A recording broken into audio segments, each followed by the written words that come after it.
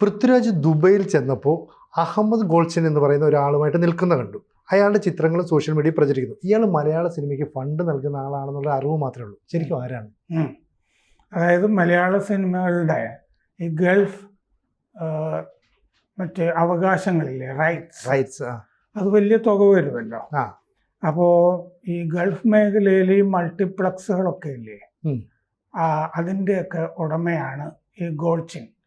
ചെറിയ നിലയിൽ തുടങ്ങിയ ഒരാളാണ്. അതായത് ഈ പൈറസി ഇല്ലേ, ക്യാമറ പ്രിന്റ് ഒക്കെ എടുത്തിട്ട് DVD അതൊക്കെ അങ്ങനെയൊക്കെ.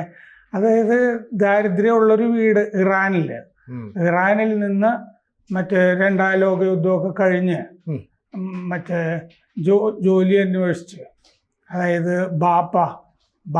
ഇയാളുടെ ബാപ്പയുടെ മൂന്നാമത്തെ നിക്കാഹിലെ മകനാണ് ഈ ഗോൾച്ചിൻ.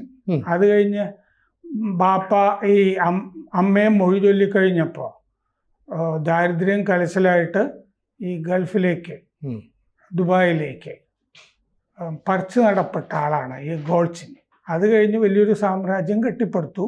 സാമ്രാജ്യം കെട്ടിപ്പടുത്തത് ചില പുസ്തകങ്ങളിലൊക്കെ കാണുന്നത് ഈ ദാവൂദ് ഇബ്രാഹിം ഉണ്ടല്ലോ, ദാവൂദ് ഇബ്രാഹിമിൻ്റെ ദുബായിലെ വലം കൈ എന്നുള്ള നിലയ്ക്കാണ് എന്ന് പുസ്തകങ്ങളിലുണ്ട്. പുസ്തകത്തിൻ്റെ പേരൊക്കെ പറയാം.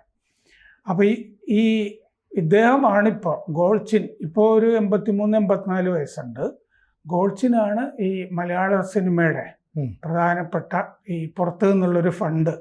ഇപ്പോൾ കഴിഞ്ഞ ദിവസം നമ്മൾ ചർച്ച ചെയ്തപ്പോൾ ഈ പ്രത്യേക സിനിമയ്ക്ക് ഏറ്റവും കൂടുതൽ പണം വന്നിരിക്കുന്നത് 232 കോടിയിൽ വിദേശത്തു 132 കോടിയും വിദേശത്ത് നിന്നാണ് വന്നിരിക്കുന്നത്. വലിയ പടങ്ങൾക്ക് പോലും അങ്ങനെ അല്ലായിരുന്നു എന്നുള്ളത് നമ്മൾ പറഞ്ഞിരുന്നു. അതുകൊണ്ടുകൂടിയാണല്ലോ ED ഒക്കെ ഇപ്പോൾ രംഗത്തിറങ്ങി എല്ലാവർക്കും നോട്ടീസ് കൊടുത്തിരിക്കുന്നതും ഒക്കെ പഴയ കേസിൻ്റെ പേരിലാണെങ്കിലും. അപ്പോൾ ഈ അമേരിക്കയിൽ ഒരു തിങ്ക് ടാങ്ക് ഉണ്ട്, റാൻഡ് കോർപ്പറേഷൻ എന്ന് പറഞ്ഞിട്ട്. ഈ റാൻഡ് കോർപ്പറേഷൻ 2009 ഈ ദാവൂദ് ഇബ്രാഹിമിൻ്റെ ഇത്തരം പരിപാടികളൊക്കെ മയക്കുമരുന്നിനേക്കാൾ ആ കാലത്ത് ഈ DVD ഒക്കെ ഉണ്ടാക്കുന്ന കാലത്ത് ക്യാമറ പ്രിന്റ് വെച്ചിട്ട് മയക്കുമരുന്നിനേക്കാൾ പണം കിട്ടുന്നത് അതിൽ നിന്നാണെന്ന് റാൻഡ് കോർപ്പറേഷൻ 2009 പറഞ്ഞിരുന്നു. അപ്പോൾ ദാവൂദ് ഇബ്രാഹിം ഈ ഫിലിം പൈറസിയിൽ നിന്നുള്ള പണം ഭീകരവാദത്തിനാണ് ഉപയോഗിച്ചുകൊണ്ടിരുന്നത്. മുംബൈയിൽ റിലീസ് ചെയ്ത് കഴിഞ്ഞാൽ ഉടനെ ക്യാമറ പ്രിന്റ് എടുക്കും സിനിമയുടെ.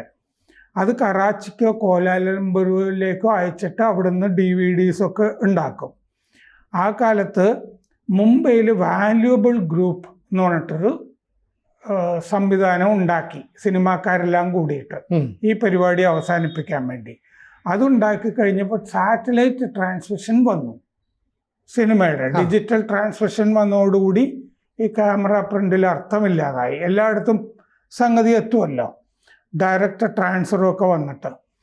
അപ്പോൾ ഗുജറാത്തിലെ ആദ്യ ഷോകളിൽ നിന്നായിരുന്നു ഈ ക്യാമറ പ്രിന്റ് ആ കാലത്ത് എടുത്തുകൊണ്ടിരുന്നതെന്ന് റാൻഡ് കോർപ്പറേഷൻ പറഞ്ഞിട്ടുണ്ട്. അപ്പോൾ ഈ പണം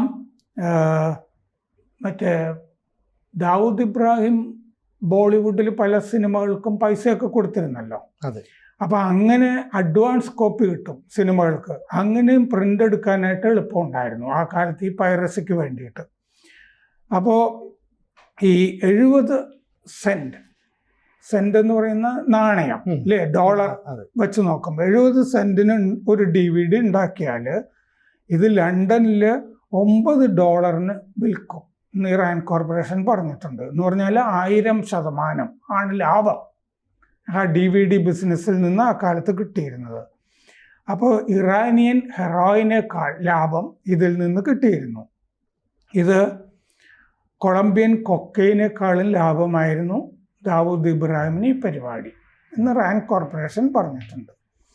എന്നിട്ട് അൽ മൻസൂർ എന്ന് പറഞ്ഞിട്ട് ഒരു കമ്പനി, സദാഫ് എന്ന് പറഞ്ഞിട്ടൊരു കമ്പനി, 2 ബ്രാൻഡുകൾ ദാവൂദ് ഉണ്ടാക്കി. അൽ മൻസൂർ, സദാഫ്, ഈ സിനിമ വിതരണ കമ്പനികൾ. സദാഫ് ട്രേഡിംഗ് കമ്പനി കറാച്ചി ആസ്ഥാനമായിട്ടായിരുന്നു. കറാച്ചിയിലാണല്ലോ അയാളുടെ താമസം. പിന്നെ ഈ film piracy, organised crime and terrorism എന്ന് പറഞ്ഞിട്ടൊരു പുസ്തകമുണ്ട്. ഗ്രിഗറി എഫ് ട്രെവർട്ടൺ എഴുതിയതാണത്. Film piracy, organised crime and terrorism. Gregory Treverton. ആ പുസ്തകത്തിൻ്റെ 133-ാം പേജിൽ ആണ് ഈ ഗോൾച്ചിൻ ദാവൂദ് ഇബ്രാഹിം കണക്ഷൻ പറയുന്നത്. അതിൽ ഈ അൽ മൻസൂർ എന്ന് പറഞ്ഞ കമ്പനിയുടെ വളർച്ച വിവരിക്കുന്നുണ്ട്. അപ്പോൾ അതിൻ്റെ ഈ ദാവൂദ് ഇബ്രാഹിമിൻ്റെ അൽ മൻസൂറിൻ്റെ ആദ്യ മാനേജർമാർ ഈ അധോലോക നായകൻ ചോട്ടാ ഷക്കീലുമായി ബന്ധമുള്ള ആളുകളായിരുന്നു. അതിൽ ഒരാളായിരുന്നു എം ഖത്രി, മാനേജർമാരിൽ ഒരാൾ. അയാൾ മുംബൈയിൽ ഈ ചോട്ടാ ഷക്കീൽ ഗാങ്ങിന് വേണ്ടി പ്രവർത്തിച്ചിട്ട് പിന്നെ ദുബായിലേക്ക് പോവുകയാണ് ഈ പരിപാടികൾ ഏകോപിപ്പിക്കാൻ. അഹമ്മദ് ഗോൾച്ചിനും ഗോൾച്ചിൻ്റെ 2 പങ്കാളികളും ദുബായിൽ ഈ ദാവൂദ് ഇബ്രാഹിമിന് വേണ്ടി തിയേറ്റർ ഓപ്പറേഷനുകൾ നടത്തിക്കൊണ്ടിരുന്നു ആ കാലത്ത്. പാകിസ്ഥാനിലും ഈ ഗൾഫ് മേഖലയിലുമൊക്കെ ഈ പരിപാടികൾ നടന്നുകൊണ്ടിരുന്നു. അൽ മൻസൂറിനെ പിന്നീട് ഈ ചോട്ടാ ഷക്കീലിൻ്റെയും ദാവൂദ് ഇബ്രാഹിമിൻ്റെയും ഒക്കെ ശത്രുവായ ചോട്ടാ രാജൻ എന്ന് പറഞ്ഞാൽ ഹിന്ദു ഡോൺ, ചോട്ടാ രാജൻ സ്പ്ലിറ്റ് ചെയ്തു അൽ മൻസൂർ എന്ന് പറഞ്ഞ കമ്പനിയെ. അതിന് മറ്റേ എന്താണ് ആ ഓപ്പറേഷൻ നയിച്ചത് വിക്കി മൽഹോത്ര എന്ന് പറഞ്ഞ പ്രൊഡ്യൂസറാണ് ബോളിവുഡിലെ. അപ്പോൾ ഗോൾച്ചിനും പങ്കാളികളും അൽ മൻസൂറിൽ നിന്ന് പിരിഞ്ഞിട്ട് ഗൾഫ് ഫിലിംസ് കമ്പനി ഉണ്ടാക്കി. ഇപ്പോൾ ഉള്ളത് ഗൾഫ് ഫിലിംസ്, പിന്നെ വേറൊരു കമ്പനി ഉണ്ട്. അപ്പോൾ ഗൾഫ് ന്യൂസിന് കുറച്ചു കാലം മുമ്പ് ഗോൾച്ചിൻ കൊടുത്തിരുന്ന ഒരു അഭിമുഖം ഞാൻ വായിച്ചിരുന്നു. അതിൽ ഗോൾച്ചിൻ പറഞ്ഞിരുന്നു, എൻ്റെ ജീവിതം ജെയിംസ് ബോണ്ട് നോവലിനേക്കാൾ സാഹസികമാണ് എന്ന് പറഞ്ഞിരുന്നു. ആണല്ലോ. അപ്പോൾ ഇപ്പോൾ ഫാൾസ് ഫിലിം ഗ്രൂപ്പിൻ്റെ സ്ഥാപകനും സിഇഒയുമാണ് ഗോൾച്ചിൻ. False, PHARS. 60 കൊല്ലം ആയി ഈ ഫീൽഡിൽ. 1964 ഗോൾച്ചിൻ ദുബായിലെത്തിയത്. അൽ നാസർ സ്ക്വയറിൽ ഇയാൾ എത്തുമ്പോൾ ദുബായിൽ അൽ നാസർ സ്ക്വയറിൽ ഒരു തിയേറ്ററേ ഉള്ളൂ, ഒറ്റ തിയേറ്ററേ ഉള്ളൂ. ഇന്ന് പല മൾട്ടിപ്ലക്സുകളുണ്ട്. 1942 ഇറാനിൽ ജനിച്ചയാളാണ് ഗോൾച്ചിൻ. ബാപ്പ സിനിമാ വിരോധിയായിരുന്നു, പൊതുവെ അങ്ങനെയാണല്ലോ. അപ്പോൾ 5 വയസ്സിൽ, ഗോൾച്ചിൻ്റെ 5 വയസ്സിലാണ് ബാപ്പ മറ്റേ മൊഴി ചൊല്ലിയത് അമ്മയെ. 9ാമത്തെ വയസ്സിൽ ഒരു കണ്ണിൻ്റെ കാഴ്ച പോയി. അപ്പോൾ ഒരു കണ്ണിന് കാഴ്ചയില്ല. പിന്നെ ഈ സെക്കൻഡ് ഹാൻഡ് ബുക്കുകൾ മൊഴി ചൊല്ലി കഴിഞ്ഞ ശേഷം അതായത് ഒരു വീട്ടിൽ ചെല്ലും, ആവശ്യമില്ലാത്ത പുസ്തകങ്ങൾ അവിടുന്ന് എടുക്കും, ചെറിയ തുക കൊടുത്തിട്ട്, ചിലപ്പോൾ ഫ്രീ ആയിട്ട് കിട്ടും. ഈ പുസ്തകം കൊണ്ടുപോയിട്ട് വേറെ ആളുകൾക്ക് വിൽക്കും, ആവശ്യമുള്ളവർക്ക്. അങ്ങനെ ചെറിയ തുകകൾ കിട്ടിയിട്ട് രാത്രി സിനിമ കാണാൻ പോകും. ഒരു സിനിമാ പ്രാന്തമുണ്ടായിരുന്നു. എല്ലാ രാത്രി സിനിമയും കാണും. ആദ്യം കണ്ട സിനിമ 1956 മോബി ഡിക്ക് ആയിരുന്നു എന്ന് പറഞ്ഞിട്ടുണ്ട്, ഈ ഇൻ്റർവ്യൂവിൽ പറഞ്ഞിട്ടുണ്ട്. ഗ്രിഗറി പെക്ക് ആണ് അഭിനയിച്ചെന്ന് തോന്നുന്നു മോബി ഡിക്ക്. അത് ഈ ഇറാനിലെ ഫാർസി ഭാഷയിലേക്ക് പുസ്തകങ്ങൾ പിന്നെ പരിഭാഷപ്പെടുത്താൻ തുടങ്ങി. റോയൽറ്റിയൊക്കെ കൊടുക്കാതെ ഇംഗ്ലീഷ് പുസ്തകങ്ങളൊക്കെ ഇറാൻ ഫാർസി ഭാഷയിലേക്ക് പരിഭാഷപ്പെടുത്തിയിട്ട് വിൽക്കുന്ന പരിപാടിയും തുടങ്ങി, പ്രസാധനം.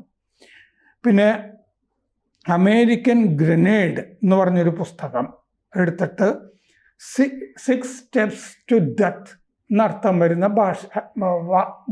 ശീർഷകം വെച്ചിട്ട് പരിഭാഷ ചെയ്തു. മരണത്തിലേക്ക് 6 പടികൾ എന്ന് പറഞ്ഞിട്ട്. അപ്പോൾ ഒരു അട്രാക്ഷൻ വരുമല്ലോ, പേരൊക്കെ നന്നായിട്ടിട്ട്. അങ്ങനെ 140 പുസ്തകങ്ങൾ റോയൽറ്റി ലംഘനം നടത്തി പ്രസിദ്ധീകരിച്ചു. പിന്നെ പിടിക്കും എന്നുള്ള അവസ്ഥ വന്നു.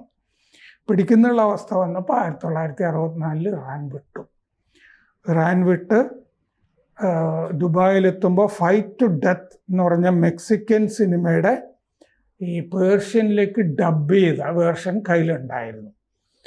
അത് ആയിട്ടൊരു ലോഡ്ജിൽ മുറിയെടുത്ത് ആ രാത്രി തന്നെ പാസ്പോർട്ടും കയ്യിലുണ്ടായിരുന്ന പണവും മോഷണം പോയി. പിന്നെ പുറത്തൊക്കെ കയറി കടകളിലൊക്കെ ജോലിയൊക്കെ അന്വേഷിച്ച് നടന്നു. അങ്ങനെ ഒരു സ്ഥലത്ത് ചായ കുടിക്കുമ്പോൾ ഇങ്ങേരെ അഭിമുഖത്തിൽ അവകാശപ്പെട്ടതാണ് ഞാൻ പറയുന്നത്, ദുബായിയുടെ ruler Sheikh Rashid bin Saeed Al Maktoum അവിടെ ചായ കുടിച്ച് നിൽക്കുന്നത് കണ്ടു. ഗോൾച്ചിൻ തന്നെ അവകാശപ്പെടുന്നതാണ്. അത് വലിയ വഴിത്തിരിവായിരുന്നു. UAE പിന്നെ സിനിമാ വിതരണം നടത്താൻ തുടങ്ങി. പിന്നെ സിനിമ ബിസിനസ് 1967 ഫാഴ്സ് ഫിലിംസ് ഉണ്ടാക്കി. ദേറ സിനിമ എന്ന് പറഞ്ഞ തിയേറ്റർ ഒക്കെ ഉണ്ടാക്കി. ആദ്യത്തെ AC തിയേറ്റർ, അവിടുത്തെ എയർ കണ്ടീഷൻ തിയേറ്റർ, അതാണ് ദേറ സിനിമ. 1989 സലിം റാമിയ ഇയാളുടെ പങ്കാളിയായി ഗൾഫ് ഫിലിംസ് എന്ന് പറഞ്ഞ പേരിൽ പുതിയ കമ്പനി തുടങ്ങി.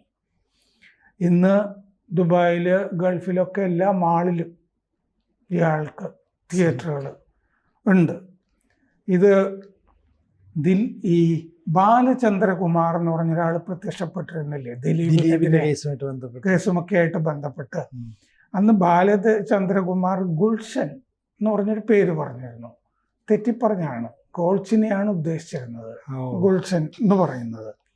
അത് അന്ന് പറഞ്ഞിരുന്നത് എന്താന്ന് വെച്ച് കഴിഞ്ഞാൽ, ദിലീപിൻ്റെ സഹോദരി ഭർത്താവ് സൂരജ് ഈ ഫാഴ്സ് ഫിലിംസ് ഉണ്ടല്ലോ, ഗൾഫ് ഫിലിംസ് എന്നൊക്കെ പറയുന്ന ഗോൾച്ചിൻ്റെ സ്ഥാപനങ്ങളിൽ ജോലി ചെയ്തിരുന്നു എന്നാണ് ബാലചന്ദ്രകുമാർ അത് പറയാൻ കാരണം. അപ്പോൾ ദിലീപിനും ബന്ധമൊക്കെ ഉണ്ടായിരുന്ന ആളാണ് ഈ ഗോൾച്ചിൻ. ഇപ്പം ഗോൾച്ചിനുമായിട്ട് പൃഥ്വിരാജ് നിൽക്കുന്ന കുറേ ചിത്രങ്ങൾ സോഷ്യൽ മീഡിയയിൽ അവൈലബിൾ ആണ്. അവർ തമ്മിൽ എന്തെങ്കിലും അഗാധ ബന്ധം ഉണ്ടോ എന്ന് നമുക്കറിയില്ല. ഇപ്പം പൃഥ്വിരാജിന് ആദായ വകുപ്പിൻ്റെ നോട്ടീസൊക്കെ വന്നിട്ടുണ്ട്. അപ്പോൾ അതുമായിട്ട് കണക്ട് ചെയ്ത് നോക്കിയാൽ ഈ ഗോൾച്ചിനുമായിട്ടുള്ള ബന്ധം അത്ര സ്ട്രെയിറ്റ് ആണെന്ന് നമുക്ക് പറയാൻ പറ്റില്ലല്ലോ. ചിലപ്പോൾ അത് അന്വേഷിച്ച് കണ്ടുപിടിക്കട്ടെ. ഗോൾച്ചിൻ നിർദ്ദേശിക്കുന്നതനുസരിച്ചിട്ടാണോ തിരക്കഥകൾ ഉണ്ടാകുന്നത് എന്നൊക്കെ ഉള്ളത് അന്വേഷിച്ച് കണ്ടുപിടിക്കട്ടെ.